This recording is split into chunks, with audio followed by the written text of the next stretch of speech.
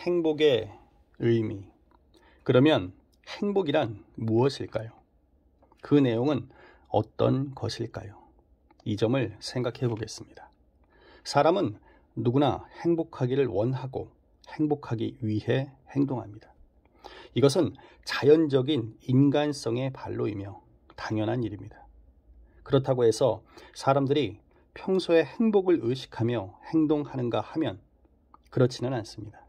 대개는 자신이 당면한 목표를 어떻게든 실현하기 위해 어느 때는 희망을 가져보기도 하고 어느 때는 괴로워하면서 노력하는 것에 불과할지도 모릅니다. 그러나 이런 행동을 좀 더 깊이 생각해보면 모두 충실한 인생을 바라는 욕망에서 비롯된 행동임을 알 수 있습니다. 그리고 이 충실한 인생이 바로 행복입니다. 인간은 공허함을 견디지 못하는 존재입니다. 예를 들어 흰 벽에 둘러싸인 듯한 상황에서 고독과 공허함을 사흘 동안 느낀다면 노이로제에 걸리고 말 것입니다. 예술가가 창작에 몰입하는 것도, 학자가 연구에 몰두하는 것도 결국은 그러한 세계를 통해 충실감을 느끼기 때문이 아닐까요?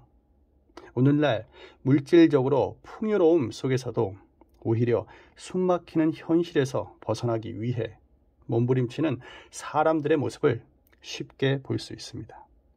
사람들이 영화를 보거나 텔레비전을 보는 것도, 스포츠나 댄스에 열중하는 것도 생명의 충실함을 느끼기 위한 행동이라 해도 과언이 아닙니다. 이렇듯 사람은 충실감을 느끼는가 아닌가에 따라 행복하다고 느끼거나 불행하다고 느낍니다. 어떤 의미에서 행복과 불행은 일상생활에 언제나 존재하는 것입니다. 그러나 이러한 충실감은 행복의 한 단면일 뿐 인생 전체의 충실감이나 생명 전체의 충실감이라고는 할 수 없습니다.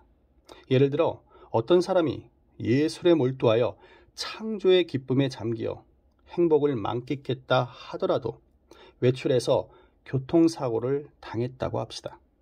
그러면 그때까지 느꼈던 행복감은 물거품처럼 사라지고 말 것입니다.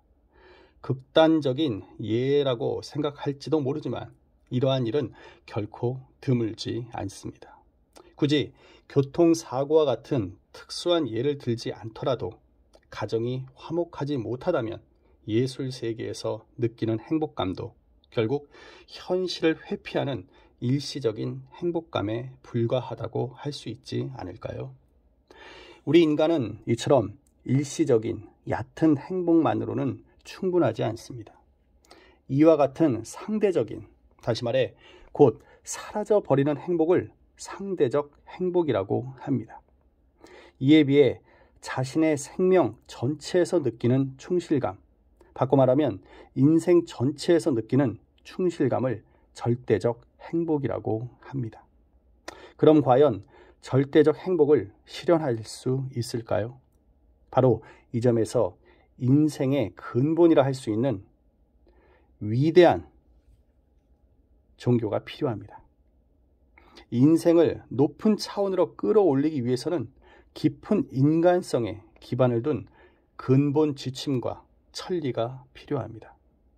확고한 주체성을 확립하여 환경에 좌우되지 않고 숙명에도 속박당하지 않으며 어떠한 고난도 극복하여 인생을 강하고 유연하게 살아가는 것이 진정한 행복이며 이것을 절대적 행복이라고 할 수 있습니다.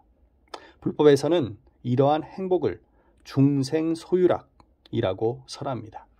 이 말은 우리 인간은 유락하기 위해 태어났다는 의미입니다. 여기서 말하는 유락은 통상적인 의미의 기쁨을 가리키는 것이 아닙니다. 생활에서, 현실 사회에서 자기를 빛내고 자유자재로 난무하는 것을 의미합니다. 마치 파도 타기를 즐기듯 인생의 어려움조차도 기쁨으로 바꾸어 인생 그 자체를 태양처럼 품위 있고 아름답게 빛내는 것을 의미합니다. 행복은 결코 남이 주는 것이 아닙니다. 자기 생명 안에 스스로 만드는 것입니다. 긴 인생에는 폭풍우가 몰아치는 날도 있고 먹구름이 낀 날도 있게 마련입니다. 그러나 자기 가슴 속에 있는 크나큰 창공에 언제나 희망의 태양이 빛나고 푸른 하늘이 아름답게 펼쳐져 있다면 그것으로 좋을 것입니다.